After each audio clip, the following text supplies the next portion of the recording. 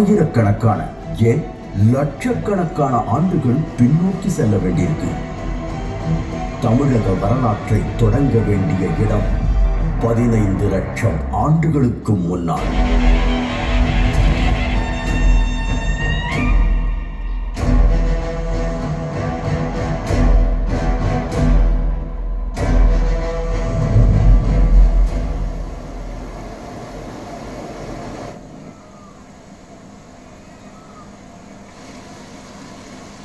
கோர்த்தலியார் வேலை அப்படின்ற குறிப்பிடுகிற அந்த ஆற்றுப்படுகைகளில் பல்வேறு இடங்களில் வந்து கற்கால மனிதர்கள் வாழ்ந்த தடயங்கள் கிடைத்திருக்கு.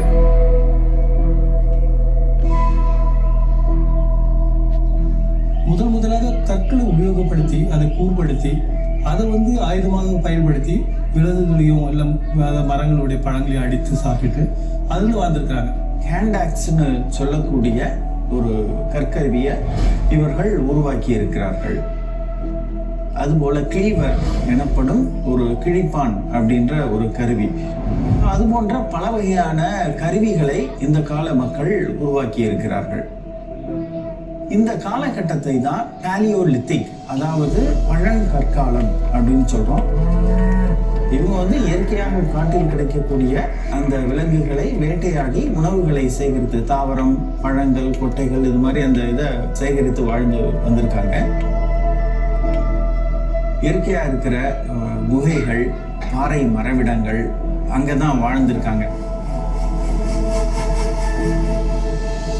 ரெண்டாவது, இவர்கள் இடம் விட்டு இடம் நகரக்கூடியவர்கள். அதாவது ஒரே இடத்துல இவங்களுக்கு வேண்டிய உணவு கிடைக்காது. ஒரு இடத்துல இவங்க ஒரு குழுவா தங்குவாங்க. அதுக்கு பேர் பேண்டுன்னு சொல்லுவாங்க. ஒரு பேண்ட்ல 25 to 50 பேர் ஒரு குழுவா இருப்பாங்க.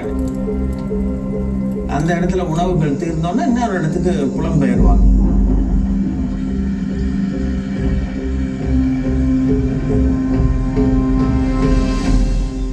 அதுக்கு அடுத்த காலகட்டங்கள் வந்து நுண்கருவிகளை உபயோகப்படுத்தி அவங்க வாழ்க்கை முறையை மாற்றியிருக்கிறாங்க. முக்கியமான ஒரு இது என்னன்னா, கருவிகளுடைய அளவு சிறியதாவது அந்த ஒரு மாற்றம் நடக்குது. இவர்கள் சிறிய சிறிய கருவிகளை பயன்படுத்துகிறார்கள்.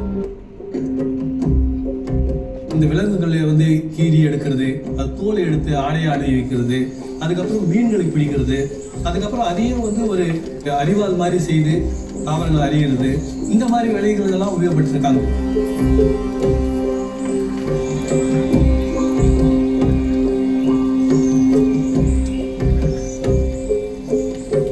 முன்கற்காலங்களுடைய தடயங்கள் பல்வேறு இடங்கள் தமிழில் கிடைச்சாலும் அதிகமாக வந்து தேரி சைட் அந்த பகுதியில் பார்த்தீங்கன்னா பரவலாக வந்து அந்த இடங்கள்ல வந்து இந்த முன்கற்கால மக்கள் வாழ்ந்ததுக்கான தடயங்கள் கிடைச்சிருக்கு.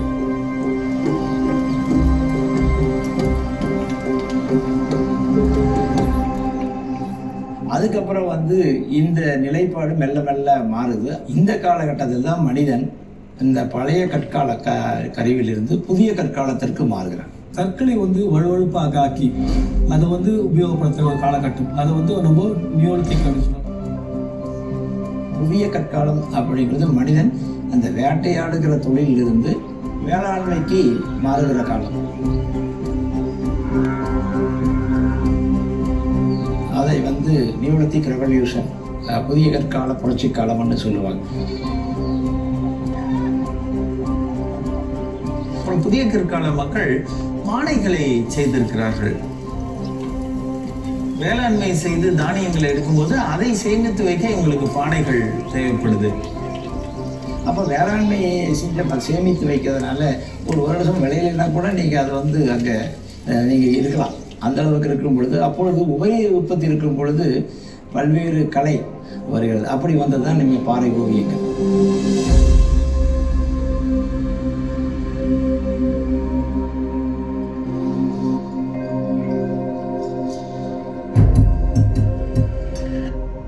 இரும்பு தாதுகளை கண்டறிந்து இரும்பு உருக்கி முதலாக இரும்பு உபயோகம் வந்த காலம் வந்து மனித வரலாற்றில் ஒரு மிக முக்கியமான ஒரு காலகட்டமாக கருதப்படுகிறது.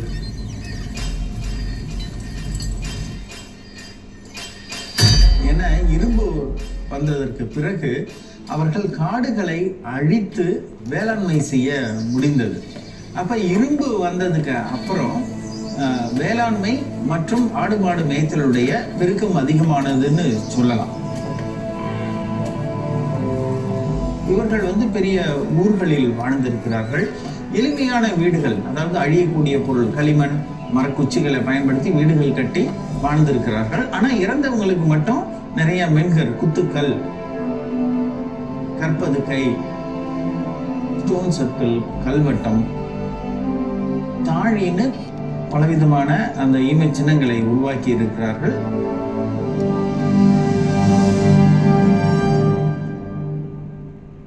வரலாற்று தொடக்க காலத்தில் இரும்பு காலத்தில் இருந்த நிலையை விட வளர்ந்து வேந்தர்கள்ன்ற ஒரு அரசியல் அமைப்பு உருவாகுது.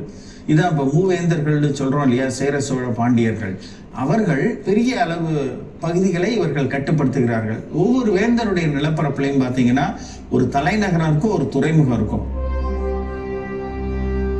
இந்த காலகட்டத்தில் தான் முதல்ல எழுத்து அறிமுகப்படுத்தப்படுகிறது. தமிழ் பிராமி அல்லது தமிழி எனப்படும் எழுத்து அறிமுகப்படுத்தப்படுகின்றது.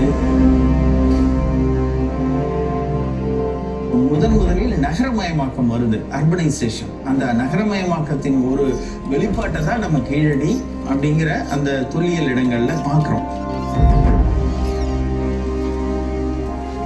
கற்காலத்தில் தொடங்கிய மனித வாழ்க்கை ஓர் உயர்ந்த சமூக நிலையை எட்டியது.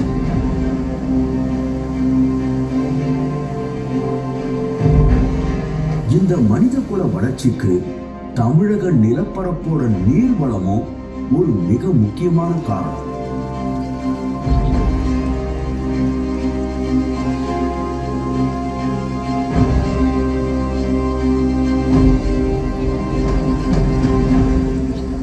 மேற்கு தொடர்ச்சி மலையிலிருந்து கிழக்கு நோக்கி செல்லுகிற இந்த நதிகள், இது வந்து குறிப்பாக நம்மளுடைய பாலார், பெண்ணையார், காவேரி, நம்ம வைகை, தாமிரபரணி, இன்னும் ஒரு 200 கிலோமீட்டருக்கு ஒரு முறை ஒரு மிகப்பெரிய நதி ஓடிக்கிட்டே இருக்கு.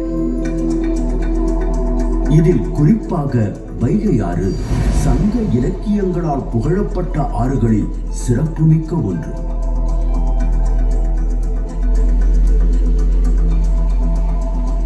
வைகை ஆற்றங்கரையில் மனித நாகரிக வளர்ச்சிக்கான தடயங்கள் புதிய கற்காலத்திலிருந்தே கிடைக்கின்றன.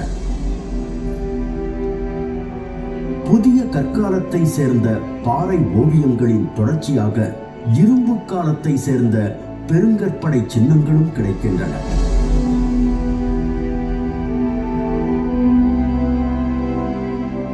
அதன் தொடர்ச்சியாக தொடக்க வரலாற்று காலத்தை சார்ந்த தமிழி எழுத்து பொறிக்கப்பட்ட நடுக்கற்களும் கிடைக்கின்றன. இந்த நடுக்கற்கள் இந்தியாவிலேயே தொன்மையானவை. நடுக்கற்கள் மட்டுமில்லாம தமிழி எழுத்து பொறிக்கப்பட்ட பாறை கல்வெட்டுகளும் ஏராளமாக கிடைக்கின்றன. இதில் குறிப்பாக 2300 ஆண்டுகளுக்கு முன்பே மதுரை பெயரானது மேட்டுப்பட்டி கல்வெட்டில் குறிப்பிடப்பட்டிருப்பதோடு அழகர்மலை கல்வெட்டிலும் குறிப்பிடப்பட்டிருக்கு.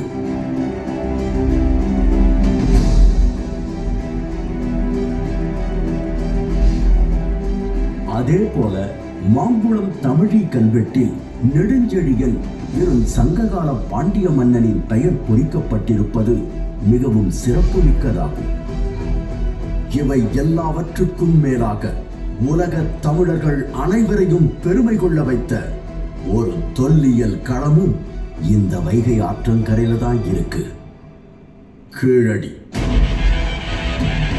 தொல்லியல் மற்றும் மரபு குறித்தான ஆர்வத்தை தமிழ்நாட்டில் புத்தாக்கம் பெறச் செய்த ஒற்றை சொல் கீழடி.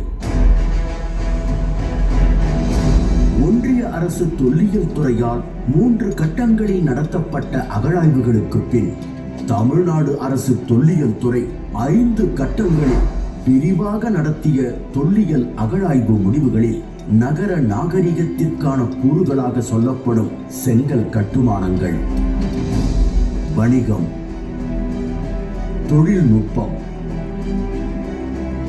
எழுத்தறிவு, மேம்பட்ட சமூக வாழ்க்கை போன்ற அனைத்து சான்றுகளும் கீழடியில் வெளிப்பட்டுள்ளன.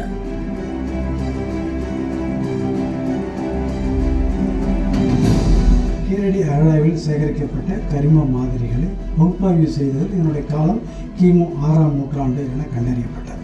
எனவே தமிழ்நில பகுதியில் வாழ்ந்த தமிழ் மக்கள் கிமு 6ஆம் நூற்றாண்டு அளவிலே எழுத்தறிவு பெற்ற மக்களாக விளங்கினர் என்பது உறுதி செய்யப்படுகிறது. தமிழ்நாட்டில் முதல் முறையில் ஒரு விரிவான கட்டிடப் பகுதியில் கிடைத்த இடம் கீழடி. அந்த கட்டிடப் பகுதியில் வச்சு தான் நம்ம சொல்கிறது நகர நாகரிகமாக இருந்திருக்கும்னு. நம்முடைய சங்ககால முறையில் ட்ரெடிஷ்னல் வேலை கட்டுற நீள் வகையான கட்டிடப் பகுதிகளாகத்தான் எல்லாமே கட்டிடங்கள் கட்டப்பட்டிருக்கு. அதோட பைண்டிங் மெட்டீரியல் பார்த்திங்கன்னா வெறும் மண் தான் அதனுடைய பைண்டிங் மெட்டீரியல். எந்த ஒரு சாந்தும் அதற்கு பயன்படுத்தாமல் கட்டப்பட்ட கட்டிட பகுதி தான் அங்கே கிடைச்சது மிக முக்கியமானதை சொல்கிறோம். அதை வச்சு தான் நம்ம இது சங்ககால கட்டிடங்கள் என்று நம்ம ஐடென்டிஃபை பண்ணுறோம்.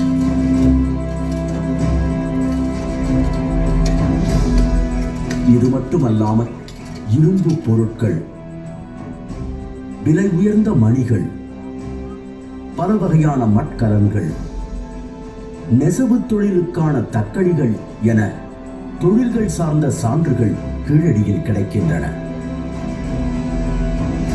மேலும் அரிட்டைன், ரவுலட்டட் பேக் போன்ற அயலக பானை ஓடுகளும் ரோம் நாட்டு நாணயங்களும் கிமு 5ஆம் நூற்றாண்டை சார்ந்த கங்கை சமவெளி நாணயங்களும் கிடைக்கின்றன. குறிப்பாக மௌரியர் காலத்துக்கு முன்னால் இருந்து இந்த நாணயங்கள் இங்கே நம்ம கிடைக்கிறனால கண்டிப்பாக அந்த காலகட்டத்திலிருந்து அது தொடர்ந்து ஒரு வணிக நகரமாக செயல்பட்டிருக்கலாம் என்பதற்கான ஆதாரமாக தான் இங்கே நம்ம கீழடி நம்ம பார்க்குறோம். அதே போல குறியீடுகள் பொறித்த பானை ஓடுகளும், அதன் தொடர்ச்சியாக தமிழி எழுத்து பொறிக்கப்பட்ட பானை ஓடுகளும் கீழடியில் ஏராளமாக கிடைக்கின்றன. இதுலேருந்து கீழடியில் நமக்கு என்ன தெரியுதுன்னா, ஒரு எழுத்தறிவு படைத்த ஒரு சமுதாயம் அங்கு வாழ்ந்திருக்க வேண்டும் என்பதற்கான ஒரு ஆதாரம் கிடைக்குது. பானையோடில் ஏதோ அரசனோ வேற யாரோ எழுதுவதற்கு எந்த ஒரு அவசியமும் இல்லை. தான் பயன்படுத்துகின்ற பெயரை எழுதி வைக்கின்ற ஒரு முறை தான் அந்த பானை ஓட்டில் இருந்து, அதே போல் குறியீடுகளும் தன்னுடைய தெரிந்த ஒரு குறியீடுகளை போட்டு வைக்கின்ற ஒரு முறை தான் அந்த இருந்திருக்கும். இன்னைக்கு கூட நம்ம அந்த பாத்திரங்களில் எழுதுகிற பழக்கம் நம்மகிட்ட இருக்குது. அந்த முறை ஒரு தொடர்ச்சியான ஒரு முறையாக நாம் இங்கே தமிழ்நாட்டில் நம்ம பார்த்துட்ருக்கோம். அது தவிர பார்த்தோம்னா விளையாட்டு பொருட்கள், பாஸ்ட் டைம்ஸ் தான் மிக முக்கியம். ஒரு நாகரிகத்தில் பாஸ்ட் டைம்ஸை வச்சு தான் பேஸ்ட் ஆன் த சிவிலைசேஷனை வேல்யூ பண்ணுவாங்க. கலித்தொகையில் பகடை விளையாட்டு மிக துல்லியமாக சித்தரிக்கப்படுகிறது. விளையாடும் பொழுது 10 என்ற எண் வரும்படியாக பகடை விளையாட்டு. அப்படி என்றால் அது ஒரு கனசதுர பகடையாகத்தான் இருக்க வேண்டும். கலித்தொகையில் பேசப்படுகிற பகடையும் கீழடியில் கிடைத்திருக்கக்கூடிய பகடையும் ஒன்றே. சங்க இலக்கியம் ஒரு புனைவு இலக்கியம் அல்ல. அதனுடைய நம்பகத்தன்மையை கீழடி நமக்கு எடுத்து உணர்த்தி இருக்கிறது. இன்னும் சொல்ல போனால் எனக்கு தெரிந்த வரையில் இந்தியாவில் இன்னொரு அகழ்வாய்வு தடமும் இன்னொரு இலக்கியமும் இவ்வளவு நெருக்கமாக நின்று கை குலுக்கிக் கொண்டதே இல்லை. சுடு மண்ணால் ஆன விளையாட்டு சக்கரங்கள், வட்ட சில்லுகள், தந்தத்தினாலான பகடைகள், ஆட்டக்காய்கள் மற்றும் சோழிகள் என பல்வேறு வகையான விளையாட்டுப் பொருட்கள் கீழடியில் கிடைக்கின்றன. அதை இன்னைக்கு நாம் பார்த்தோம்னா நம்முடைய மக்கள் தொடர்ந்து பயன்படுத்துகின்ற ஒரு நிலையை நாம் பார்த்துட்டு இருக்கோம்.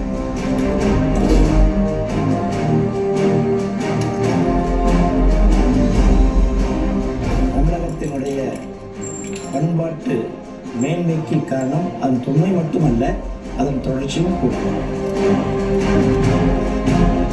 2600 ஆண்டுகளுக்கு முன்பே முழு வளர்ச்சி நிலையை அடைந்த நகர நாகரீகம் இருந்ததற்கான சான்றுகளை வெளிப்படுத்தியதன் மூலம் கீழடி உலகிற்கு உரைப்பது யாதெனில், தொன்மையை போற்றியும் புதுமையை ஏற்றும் என்றென்றும் உயர்நிலை சமூகமாய் வாழும் நிலப்பரப்பு தமிழ்நாடு.